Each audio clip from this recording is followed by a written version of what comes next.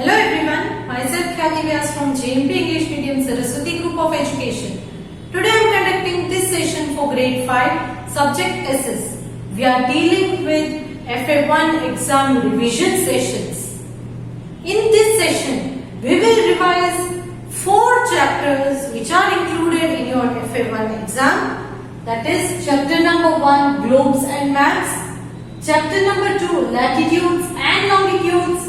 Chapter number 3, weather and climate. And chapter number 4, major landforms.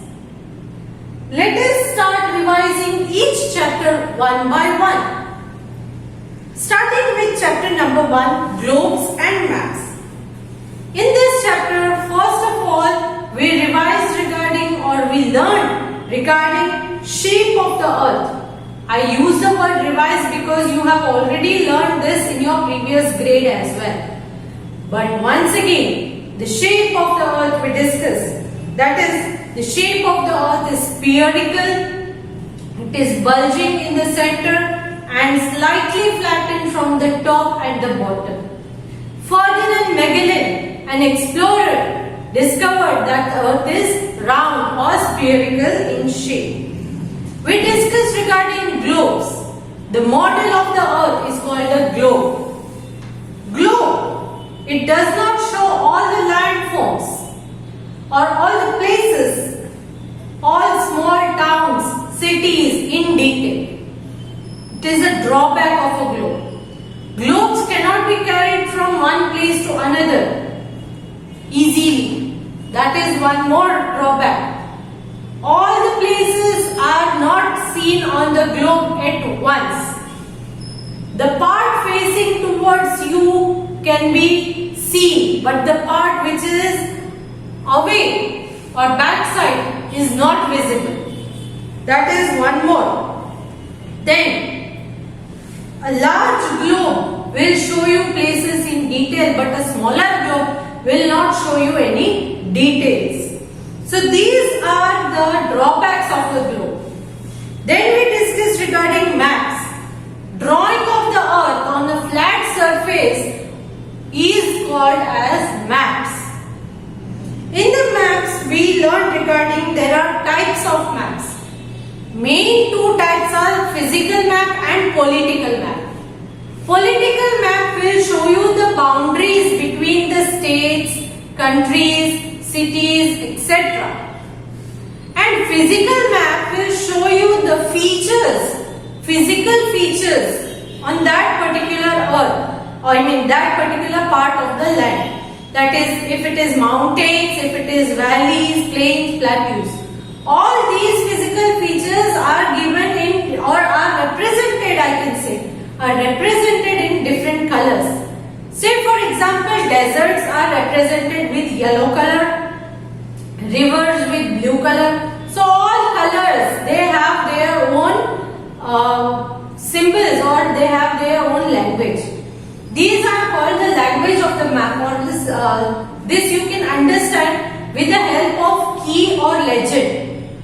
Every map will have a small box in the corner, that is key or legend, in which they have explained you the meanings of different colors, signs or symbols used in the map. Right? Then we discussed regarding directions. There are 4 main directions, that is north, east, south and west. And the 4 sub-directions are northeast, northwest, southeast and southwest. So these are the directions. Then we discussed regarding the scale in the map. Because the actual distance from one place to another on the ground cannot be exactly shown on the map, because the map is a small representation. So that is why this ratio, that is the distance of place on the ground and distance of place shown in the map, it is known as a scale. What is it known as? It is known as a scale. Then we discussed regarding difference between a globe and a map. Globe is a model of the earth and it is spherical or round in shape. Whereas map is a drawing of a part or the whole of the earth on a flat surface. Globe shows boundaries of countries, continents and oceans. And maps may be shown in the themes. It may be physical map, political map, rainfall map, any thematic maps they are called. Then globe cannot show the whole of the earth at once. But in the map you can show all the parts of the earth at once.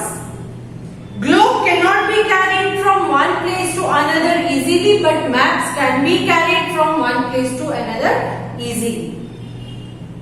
So all these things we learned in this chapter, and the important points in this chapter are: globe is an exact model of the earth, maps are drawings of the whole or the part of the earth on a flat surface, signs, symbols, scale, direction and color help you to read the map.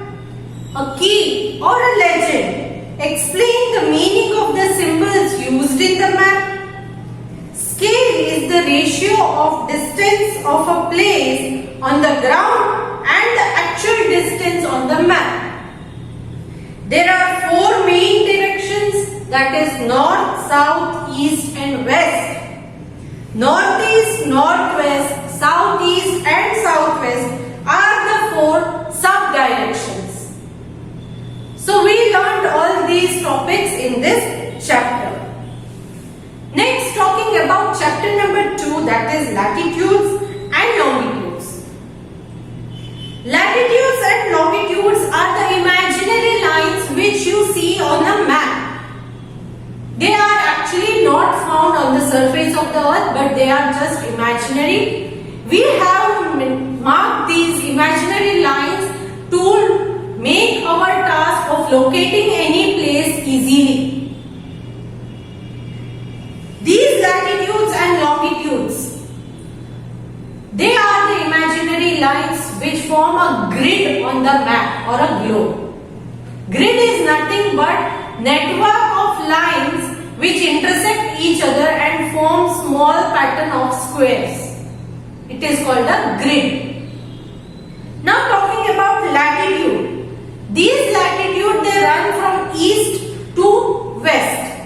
From east to west. Longest latitude is the 0 degree latitude or equator. Equator divides the entire earth into two equal halves or two hemispheres. The part towards the north is called the northern hemisphere and the part towards the south is called the southern hemisphere. Then at 90 degree latitude is the north pole, that is 90 degree N, and 90 degree S is the south pole. The other important latitudes are Tropic of Cancer towards the north, Tropic of Capricorn towards the south, Arctic Circle towards the north, Antarctic Circle towards the south. So these are the other important latitudes. Now, longitudes. They run from north to south, that is from North Pole to South Pole. Latitudes were parallel, all the latitudes were complete circles and they were parallel to each other, means they never meet. But longitudes, they meet at the poles because all the longitudes, they start from North Pole and end in the South Pole. They are not complete circles, they are semicircles. Now, they are also called meridians of longitude. Then the prime meridian and the 180 degree meridian, it divides the earth into two equal halves or again two hemispheres, that is the eastern hemisphere and the western hemisphere. Now, with the help of these latitudes and longitudes, you can locate a place easily. Then we discussed regarding the difference between the latitudes and the longitudes. All latitudes are complete circles except the North Pole and South Pole, which are just points. but longitudes are of the same length and meet at the poles. Latitudes. The length of the latitude decreases as we move from equator towards the pole. But longitude, the distance between longitude decreases as we move towards the pole. All latitudes are located at equal distance from each other. The distance between two longitudes is maximum at the equator and it gets decreased as they move towards the pole. There are 90 latitudes towards the north of the equator, 90 latitudes towards the south of the equator, and including the equator, there are 181 latitudes in total. There are 180 longitudes towards the east of the prime meridian, 180 longitudes towards the west of the prime meridian. So altogether there are 360 meridians. Clear? So these are the differences. Important points in this chapter given to you are, there are two types of imaginary lines, that are latitudes and longitudes. Latitudes are imaginary lines which run from east to west. There are 181 latitudes including equator. Longitudes are imaginary lines which run from north to south or north pole to south pole, and there are 363 longitudes in all. Latitudes and longitudes form a network of lines called a grid. It helps us to locate the places on the earth. So we learned regarding these points in this chapter. Next is chapter number 3, weather and climate. So weather, what is weather? Weather is a climatic condition of a place for a particular time only. It can change several times in a day. Say for morning it is rainy, afternoon it is windy, evening it is sunny. So it keeps changing. But climate is accumulated weather condition of a place for a longer period of time. We discussed regarding the difference between weather and climate. That is, the daily condition of a particular place at a particular time is called weather. And climate, it is the sum total of the average weather conditions of a place over a long period of time. Weather may change many times during a day, but climate changes after a long period of time. Weather affects the daily life of the people. Say for example, if it's rainy today, I will carry my umbrella or raincoat. But if it is not raining, then I will not carry an umbrella. Right? So it affects the daily life of a person. Whereas climate, it affects the food habit, transportation, housing and occupation of people living in that particular place. The scientist who studies the weather is called the meteorologist, and the scientist who studies the climate is called as climatologist. So these are the main points of difference between weather and climate. Then we discuss the factors influencing the climate of a particular place. The factors which influence the climate of particular place are, first one, distance from the equator. Say for example, if any place is located near the equator, then it is hot. The climate here is hot. And if any place is away from the equator, then it will be cold. Because equator receives the direct rays of the sun. And that is why places located near the equator will feel hot. And as you move away from the equator, whether it is in northern hemisphere or southern hemisphere, the rays of the sun become slanting, and that is why the heat decreases. So as you move away from the equator, the climate becomes